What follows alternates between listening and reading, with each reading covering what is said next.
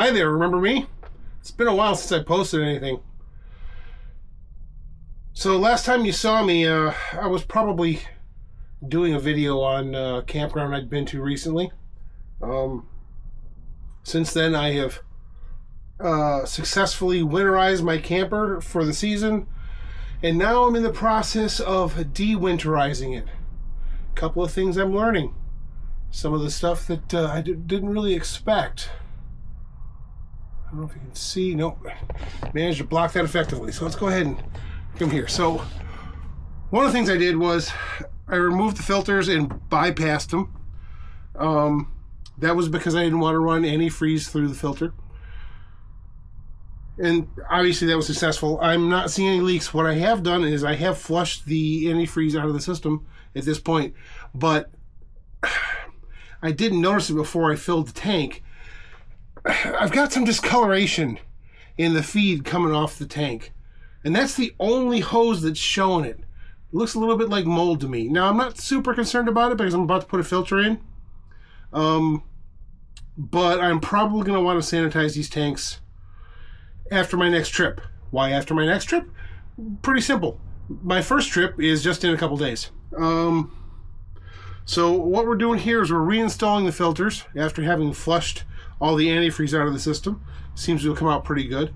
The hot water's working great, at least as far as feeding. And yeah, we're gonna go ahead and do that. I expect it to get wet.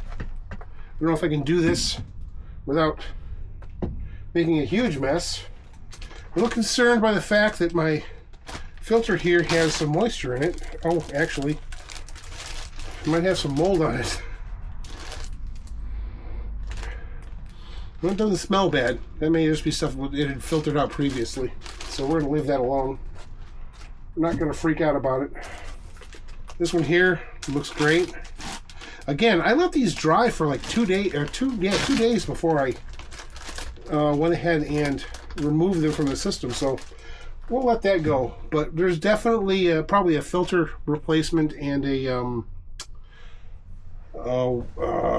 sanitizer in the future. So let's see if I can get in here. So I think what we'll do is we'll install the filters first. This might be one of those things where I end up having to replace the filters every season because of the winterizing process. I mean, I really barely used them last year. And I do have a wrench to tighten these, but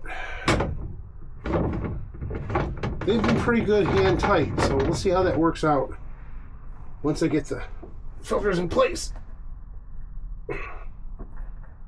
And maybe hand tight just because I'm kind of a beast about it. Alright, that's good. Do this one next. Went with a dual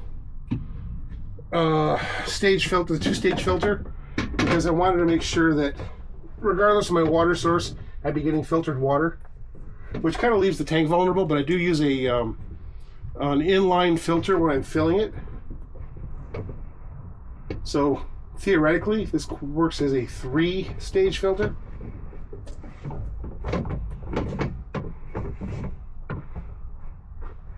And I'm not sure I'm going to need a wrench to tighten these.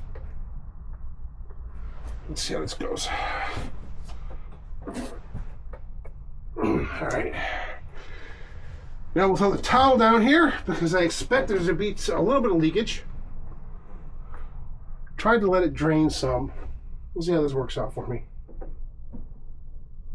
Yeah, like I said, probably should have done the high side first. Oh well.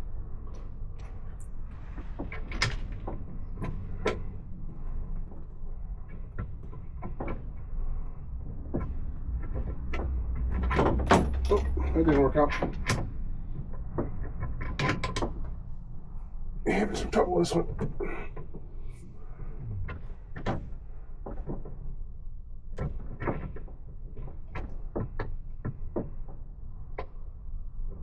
Huh.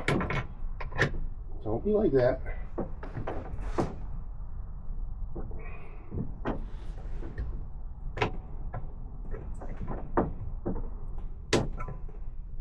There we go.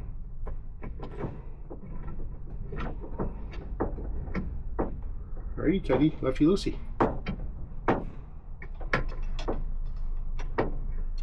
Oh, that's not good. Oh, the shark bait fitting is spinning.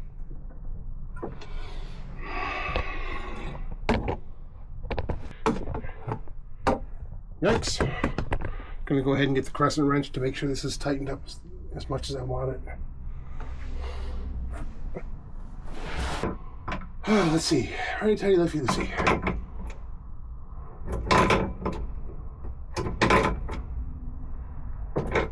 These are neat. These are this is old school. I've had these for almost 20 years. Craftsman slip joint pliers, but they're auto adjusting. Very awesome. And this one, we're gonna guess goes this way. No, wrong.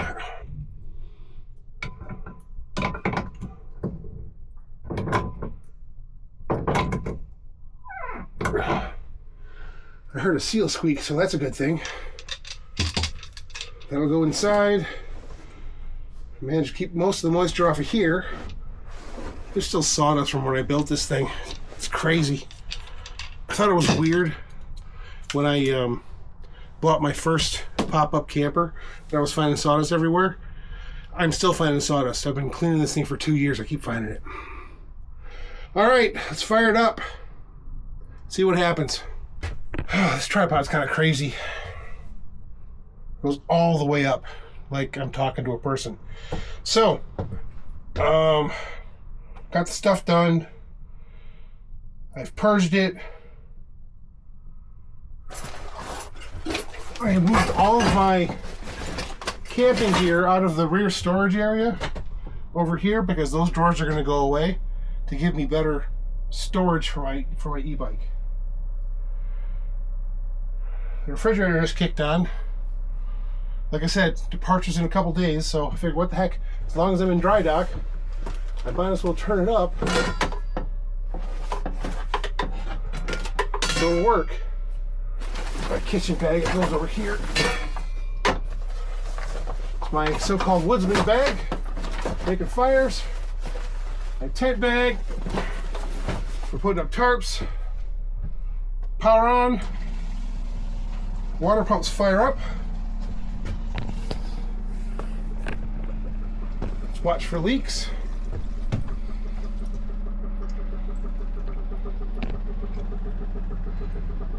You hear the water running into the filter.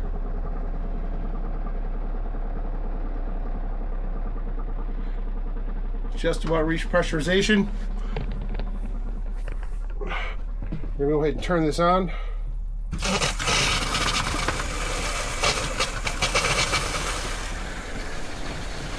A lot of foamy from the air goes in the filter. We'll let that run for a few minutes.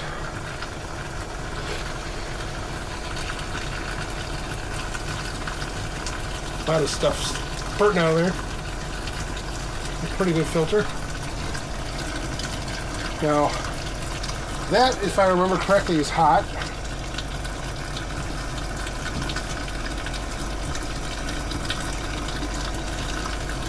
So we're draining the hot tanks. They're not turned on right now. That's cold. There's some splashies there. I think by now we've probably flushed everything through, so let's find out if it's drinkable.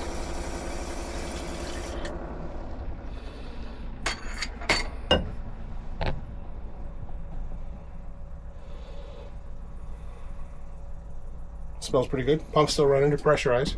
Oh, just shut off.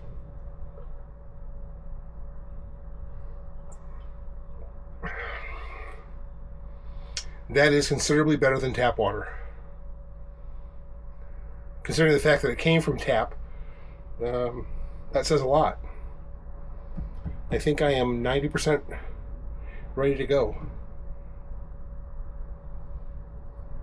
2026, here we go.